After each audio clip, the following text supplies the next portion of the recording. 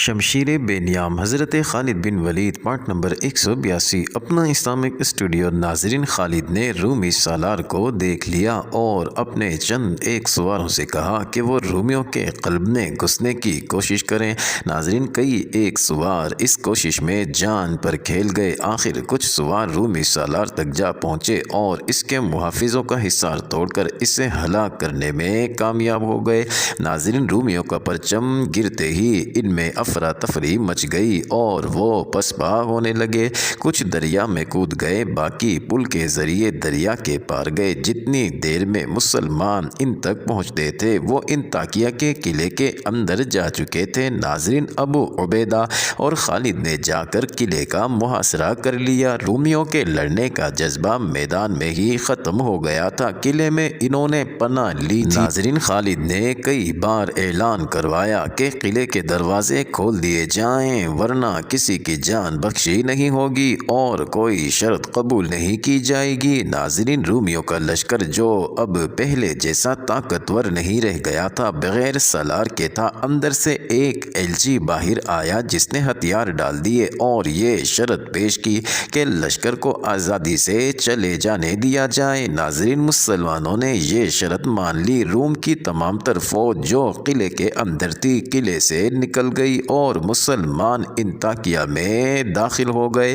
ناظرین، یہ 30 اکتوبر سن 637 سن عیسوی مطابق 5 سوال سن 16 ہجری کا دن تھا۔ رومیوں کا آخری اور سب سے بڑا شہر بھی مسلمانوں کے ہاتھ آ گیا۔ اس کے بعد چھوٹی چھوٹی 2-4 جگہیں رہ گئی تھی جہاں رومی موجود تھے، لیکن وہ لڑنے کے لیے موجود نہیں تھے بلکہ انہیں بھاگ نکلنے کا کوئی راستہ نہیں مل رہا تھا۔ سن 637 سن عیسوی کے آخری مہینے تک شام پر مسلمانوں کا قبضہ مکمل ہو گیا اور وہاں رومیوں کا عمل دخل بالکل ہی ختم ہو گیا۔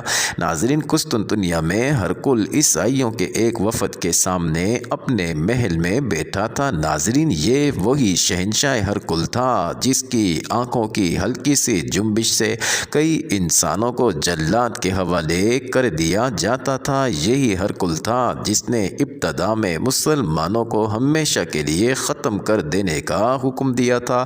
ناظرین، یہی ہرقل تھا جس نے حیرت کا اظہار کیا تھا کہ عرب کے ان بدوؤں کو اتنی جرأت کیوں کر ہوئی کہ انہوں نے سلطنت روم کی سرحد کے اندر قدم رکھا ہے۔ ناظرین، اب تھوڑے ہی عرصے بعد وہی ہرقل اپنی آدھی سلطنت مسلمانوں کے حوالے کر کے شکست خوردگی کے عالم میں اپنے دارالحکومت قسطنطنیہ میں بیٹھا، جیسے کبھی نہ ہارنے والا جواری ہار گیا ہو اور اس کے پاس پھوٹی کوڑی بھی نہ رہی ہو۔ تم لوگ مجھے کس طرح یقین دلا سکتے ہو کہ مسلمانوں کو ان علاقوں سے باہر نکال دو گے جو انہوں نے فتح کر لیے ہیں؟ ناظرین، ہرقل ان عیسائیوں سے کہہ رہا تھا، اگر تم میں اتنی جان ہوتی تو میں آج تمہارے سامنے اس طرح نہ بیٹھا ہوتا۔ شہنشاہ روم عیسائیوں کے وفد کے لیڈر نے کہا، اب یہ سوچنا بیکار ہے کہ شکست کا ذمہ دار کون ہے۔ ہم یہ مسئلہ لے کر آئے ہیں، وہ ایک بار پھر سن لیں۔ آپ جس خطے کو مسلمانوں کے حوالے کر آئے ہیں وہ نہ آپ کا تھا اور نہ مسلمانوں کا ہے، وہ ہمارا خطہ ہے۔ شکست آپ کی فوج کو ہوئی لیکن ایک غیر قوم کے غلام ہم بن گئے۔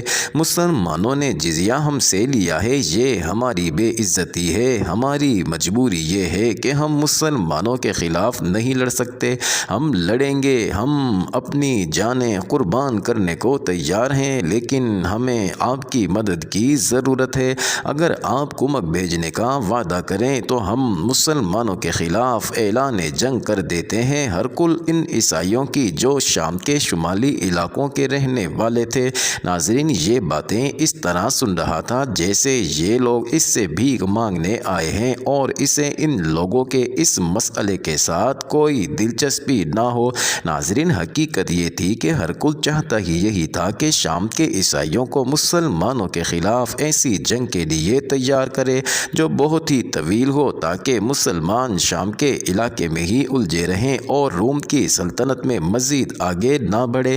ناظرین، یہ جنگ شب خون قسم کی ہو سکتی تھی۔ بیشتر مورخوں نے لکھا ہے کہ ہرقل نے درپردہ شام کے قابل اعتماد پادریوں کو اکسایا تھا کہ وہ عیسائیوں کو مسلمانوں کے خلاف استعمال ناظرین تاریخوں میں یہ بھی لکھا ہے کہ عیسائی تیار ہو گئے تھے۔ عیسائیوں کا یہ وفد جو اس کے پاس بیٹھا تھا اس سے بے خبر تھا کہ جو تجویز وہ پیش کرنے آئے ہیں اس پر ہرکل پہلے ہی کام کر رہا ہے۔ اس وفد پر وہ یہ ظاہر کرنا چاہتا تھا کہ انہیں مدد دے کر وہ ان پر بہت بڑا احسان کر رہا ہے۔ ناظرین ہرکل نے انہیں کہا کہ وہ واپس جا کر اپنے پادریوں سے ملیں اور پادری انہیں بتائیں گے کہ اس تجویز پر کس طرح عمل درآمد ہوگا۔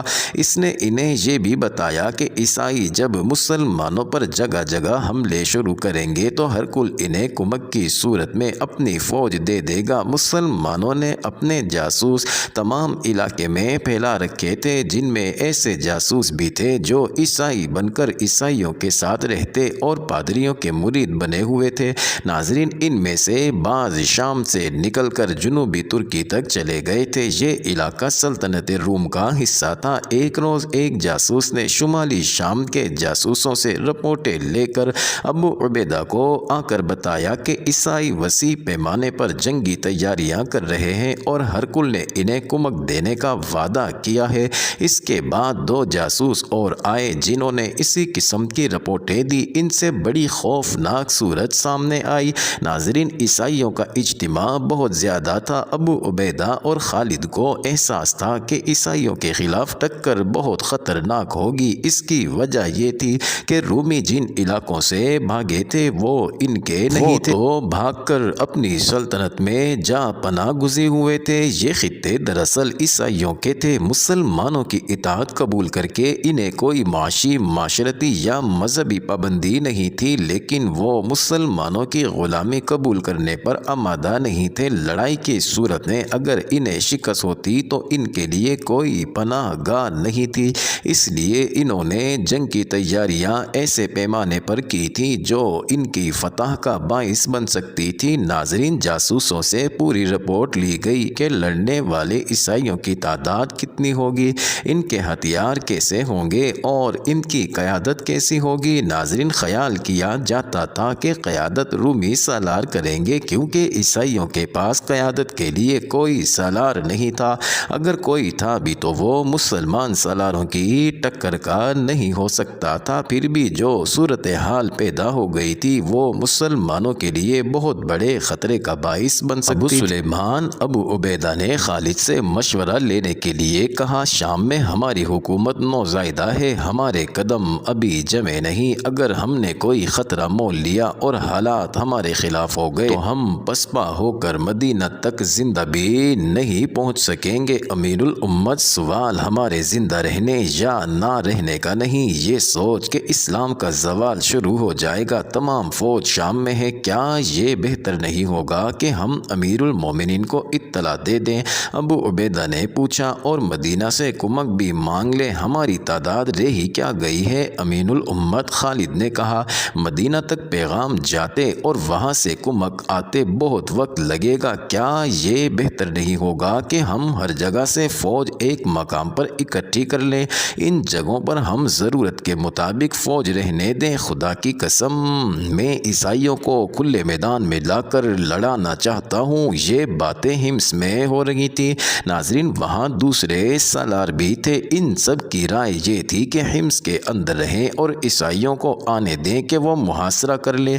ناظرین حضرت ابو عبیدہ کو اکثریت کی رائے کے مطابق فیصلہ کرنا پڑا۔ انہوں نے اپنے ان دستوں کو بھی حمص میں بلا لیا جو ارد گرد کے علاقوں میں تھے۔ اس کے ساتھ ہی ابو عبیدہ نے ایک تیز رفتار قاصد کے ہاتھ خلیفۃ الرسول حضرت عمر بن الخطاب کو پیغام بھیج دیا، جس میں انہوں نے تفصیل سے لکھوایا کہ عیسائیوں نے ہرکل کی پشت پناہی میں کیا صورتحال پیدا کر دی ہے۔ ابو عبیدہ نے یہ بھی لکھوایا کہ وہ حمص میں قلعہ بند ہو کر لڑیں گے۔ ناظرین سن 638 عیسوی کا سال شروع ہو چکا تھا۔ معزز ناظرین یہ انٹرسٹنگ ویڈیو جاری ہے، اگلی ویڈیو قسط نمبر 183 میں دیکھنا مت بھولیے گا۔